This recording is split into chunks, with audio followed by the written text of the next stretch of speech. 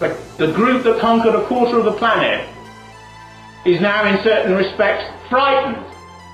Their leadership is gone. Their soldiers strip naked and fight with each other illicitly whilst others look on dressed as women. And outside people look at us and think, what are they doing, these people? I heard a Pakistani lawyer on the radio a couple of years ago, and he said, well look, I'm an educated man, but we don't want the West.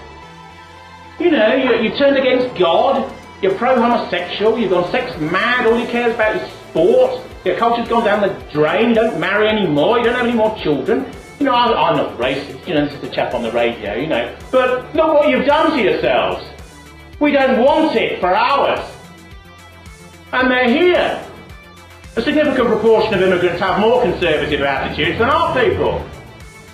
Because our people have got wet and soft and far too liberal, far too fluid, far too reflexive. The other point of view is always right. Oh, one should always listen to everything. The truth is in the middle, and so on, I knew I was in the Tory party for a long time, as people know. I know a whole crop of these new Tory MPs. I know them like people in this room. Gove, Goodman, all these people, I knew them.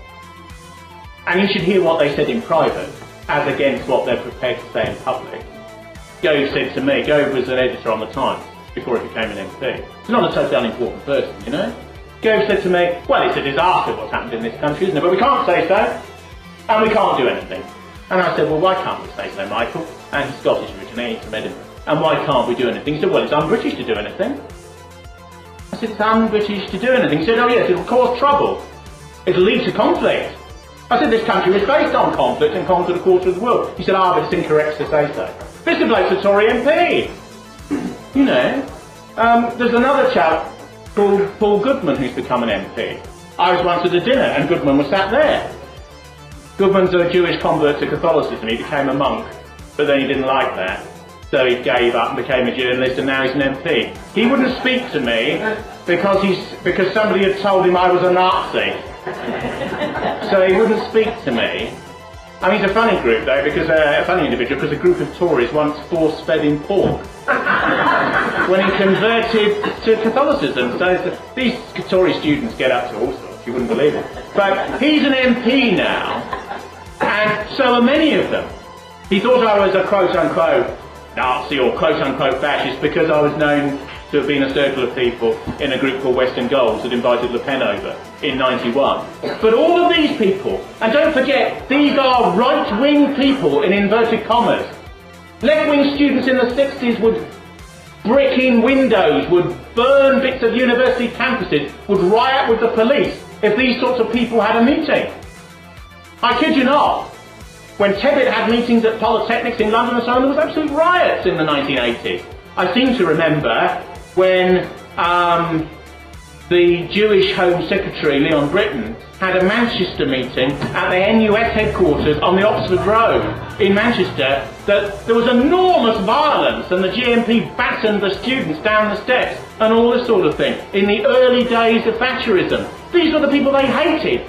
These are the people who are around the Tory party now, because they were students then, they're middle-aged like me now. And they are as soft as putty, and they're frightened to say anything, and they're frightened to do anything. They'll oppose the euro, and that's about it. When their country is disappearing, when their cities are disappearing, when bombs are going off in their tube stations, and these people, these right-wingers, will do nothing, and will say nothing. And the people, and they hate this party, I can tell you for a fact, and they fear it. They fear the consequences of it getting somewhere, because there'll be no time for people like them. No, there'll be no time for people like them. And the problem, even with people whose instincts aren't too bad, and I had a conversation with William Hague when he was 18, and he said, we can't do anything, it's all over. They wouldn't listen to Enoch, it's gone. We need a colour-blind conservatism. And I said to him, well, you have to understand, William, that people perceive life differently because they are different. Because all groups and all individuals aren't equal, because hierarchy is endemic, because everything is based on nature, and if you go against nature it will sweep you away. If you build a city on a floodplain and don't have any dams, it'll flood it out. If you begin your married life in a urinal in Manchester, you will die of a sexually transmitted disease. Nature will destroy you if you, over time, if you go against its norms, because all are rooted in it. And it is only when people realise these verities and realise that they must come forward to speak for them and to incarnate them that we will revive. Because we will revive. It's inevitable. Otherwise we will completely disappear. And our culture will be completely destroyed. A culture which has existed for thousands of years, which philosophically goes back to the sophists before Socrates, 2,500, 2,600, 2,700 years ago. It's not obscure stuff that only elitist snobs know about. It is the culture that all white people's sense of themselves is based upon ultimately. One of the reasons our religions and some of our structures have collapsed is because we think more than most other groups. We dialecticize more, we debate more.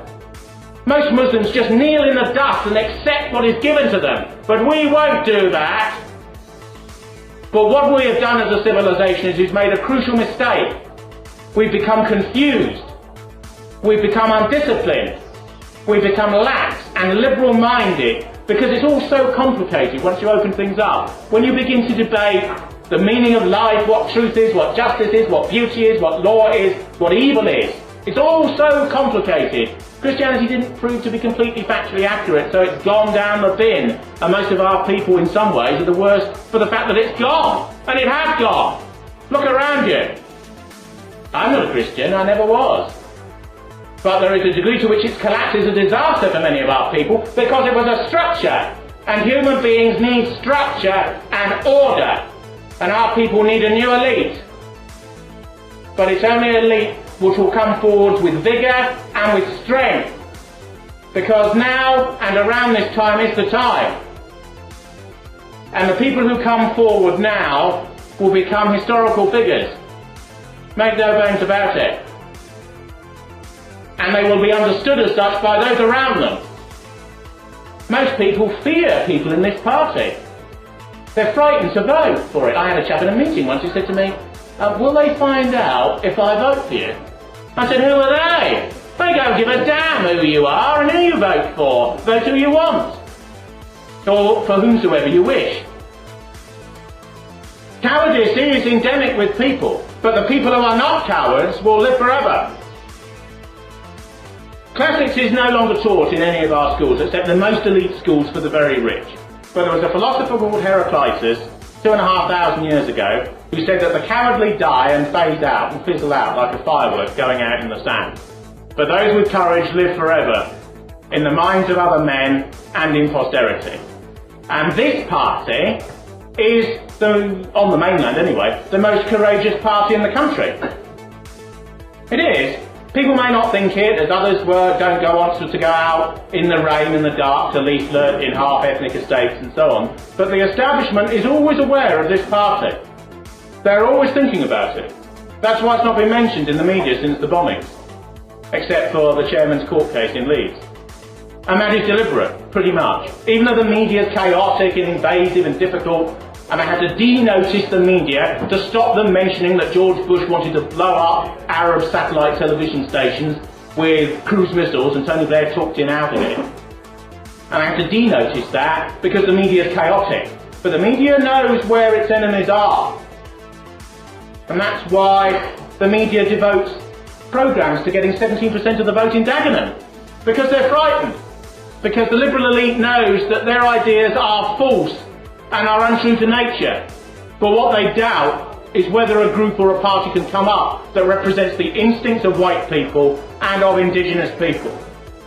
And the only party that will do so, forget little fragments to the left or right of this party, forget UKIP and the others, the only party that stands even amidst the welter of difficulties, any scintilla of a chance of reanimating our people and giving them new pride and governance and direction is the British National Party. Thank you very much.